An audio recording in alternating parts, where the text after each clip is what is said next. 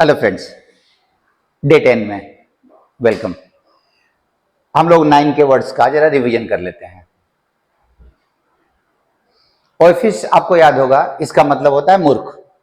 अब मूर्ख का उल्टा अगर आप देखो तो प्रूडेंट, ज्ञानी, नॉलेजेबल भी हो सकता है, क्योंकि आपका एसिनाइन और ऑफिस दोनों मतलब सिनोनिम में है। तो आपका ऑफिस का आप नॉलेजेबल ले लो, एसिनाइन का आप प्रूडेंट ले लो, या ऑफिस का प्रूडेंट ले लो, एसिनाइन का आप नॉलेजेबल ले लो, कोई दिक्कत नहीं है, कोई प्रॉब्लम नहीं है। ए और डी, ए और सी दोनों, और सी और ए दोनों हो जाएगा, कोई परेशानी नहीं है। मैलिग्नेंट, हार्मफुल इन इफेक्ट, उसका ऑपोजिट एकदम क्लियर है, इनॉक्वस, हार्मलेस। एंड एमिकेबल, सौहार्दपूर्ण, मित्रतापूर्ण, और उसका स्पाइटफुल, द्वेष, ईर्ष्या से भरा हुआ। नेक्स्ट, समवन प्रूडेंट, ज्ञानी, इज ग्रॉस, टोटल, कोई कनेक्शन नहीं है आपस में, डिस्कनेक्टेड होगा। इफ अ कमेंट इज स्कैथिंग, अगर बहुत कटु है, बहुत मतलब कड़वा है, बिटर है, इट इज विट्रियोलिक। और स्कैथिंग और विट्रियोलिक दोनों सेम मीनिंग का था, सो स्कैथिंग और विट्रियोलिक दोनों सेम मीनिंग का है, answer is true. If something churlish is, अच्छा देखो, चर्लिस मतलब मूर्खतापूर्ण। सो अगर मैं कोई कमेंट बोलूं कि चर्लिस है, तो इज सर्टेनली एबिज्मल। एबिज्मल का मतलब क्या था? बहुत ज्यादा। तो कोई कनेक्शन नहीं है ना एबिज्मल और चर्लिस में, ये मूर्खतापूर्ण, ये बहुत ज्यादा, कोई कनेक्शन नहीं है, डिस्कनेक्टेड है। If an effect is pernicious, harmful, it is innocuous, harmless. तो अगर कोई इफेक्ट बहुत हार्मफुल है तो वो हार्मलेस है, वैसा तो होने का, अब फॉल्स हो जाएगा वो। इट वॉज आउटराइट लक, अब याद करना, आउटराइट एंड शेयर दोनों का मतलब था टोटल, कंप्लीट। अब आप देखिए, it was outright luck that he got the selection bye share chance. So true है वो। अब आज के शब्दों को देखें आप। अनेक्स, इसका बनता है अनेक्सेशन,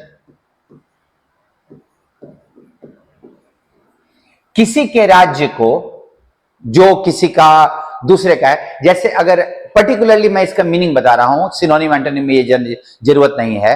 अगर कोई देश या राजा किसी के राज्य को अपने में मिलाना चाहता है तो वो अनेक्स, जैसे रशिया यूक्रेन के कुछ पार्ट को अनेक्स करना चाहता है। डेबोनायर, दिखने में स्टाइलिश, आकर्षक। रेलिंक्विश, किसी चीज को त्याग देना। स्प्रूस, वही मीनिंग है जैसे वो साफ सुथरा, आकर्षक, spruce. The room was spruce, एकदम आकर्षक था कंप्लीटली। देखो, सिनोनिम और फिलर में अंतर है। डेबोनायर हम नेचुरली पर्सन्स को बोलते हैं, स्प्रूस पर्सन को भी बोल सकते हैं, और कोई रूम आदि को भी हम बोल सकते हैं स्प्रूस, लेकिन रूम को हम डेबोनायर नहीं बोल सकते। सो फिलर आदि में ये परेशानी करेगा। अभी बस वर्ड के मीनिंग की बात हो रही है। अगर मीनिंग को लें तो ये सब, रेस्ट इसका ही सिनोनिम है, हथिया लेना, जबरदस्ती। एप्रोप्रिएट का एक्चुअली दो मीनिंग होता है। वन, एज एन एडजेक्टिव आप जानते हो, उचित, और एक एप्रोप्रिएट एज ए वर्ब मतलब होता है जबरदस्ती हथिया लेना, वही रेस्ट वाला, अनेक्स वाला। एप्रोप्रिएट एज ए वर्ब का मतलब होता है हथिया लेना। डिसहेबल्ड, इसी स्प्रूस का एक्चुअली एंटोनिम है, अस्त व्यस्त, एकदम डिसऑर्डर्ड। स्क्रफी, वही वाला, अस्त व्यस्त, एकदम गंदा, मैला। स्टाइलिश, इसी का सिनोनिम आप ले लो, और ये उसका अस्त व्यस्त वाला। पर्टिकुलरली जैसे हम लोग कभी कभी बोलते हैं ना कि हवा में बाल मेरा अस्त व्यस्त हो गया, तो वो डिसहेबल उसके लिए इस्तेमाल करते हैं।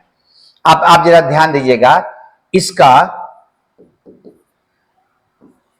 डिसहेबल इसका वर्ब है, क्योंकि ईडी लगा है ना, तो वो वर्ब हो जाएगा। एरोगेट, अब देखो ये वर्ड भी हम अगर पढ़ें तो हमको एरोगेंट टाइप का नजर आएगा।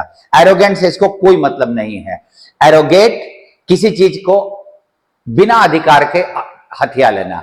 सो एरोगेट, एप्रोप्रिएट का वर्ब वाला मीनिंग, रेस्ट, ये अनेक्स, सब अधिकार कर लेना, जबकि हमारा कोई अधिकार नहीं था उसमें।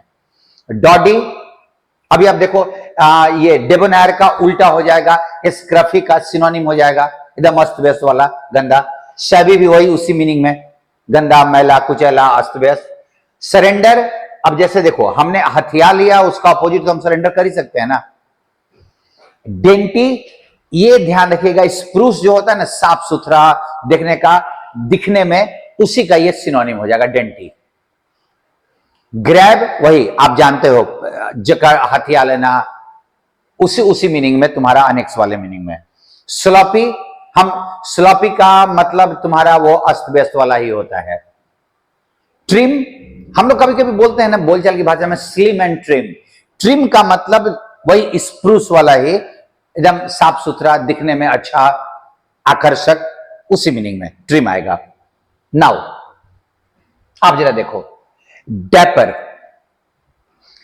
डैपरनेस उसका नाउन और डैपरलिंग उसका एक और नाउन। अभी देख लीजिएगा डैपर का मीनिंग इसका, neat and smart in appearance. Dapper look हम लोग बहुत बार बोलते हैं, साफ सुथरा और स्मार्ट टाइप का look. Trim, debonair, dainty, spruce, stylish.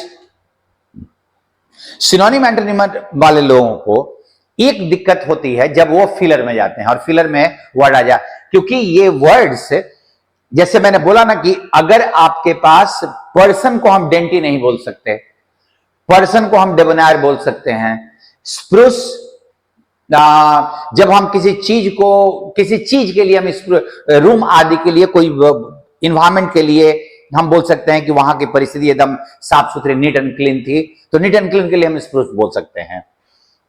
Antonym, disabled, डॉडी, स्क्रफी, शैबी, स्लॉपी, एकदम सब अस्त व्यस्त, गंदा। नेक्स्ट वर्ड था अजर्ब। अजर्ब का मतलब वही होता है जबरदस्ती हथिया लेना, to seize without authority, power, throne को हम बिना किसी अधिकार के जब्त कर लेते हैं। तो अजरपेशन एंड अजर्पर, नाउन दो। सिनोनिम में ग्रैब, एप्रोप्रिएट, वही appropriate as a verb, not as an adjective. Arrogate, wrest and annex, जबरदस्ती ले लेना, हथिया लेना। सरेंडर और रिलिंक्विश, त्याग देना, छोड़ देना। सो आज के वर्ड्स, आज के लॉट में भी वर्ड्स आपके थे, और आप ध्यान रखिएगा कि इन शब्दों को थोड़ा रिवीजन अगर कीजिएगा तो ये टिक जाएंगे, ज्यादा परेशान नहीं करेंगे, और फिर आप टिकेंगे तो आपको खुद अच्छा लगेगा। Today is just 10th day.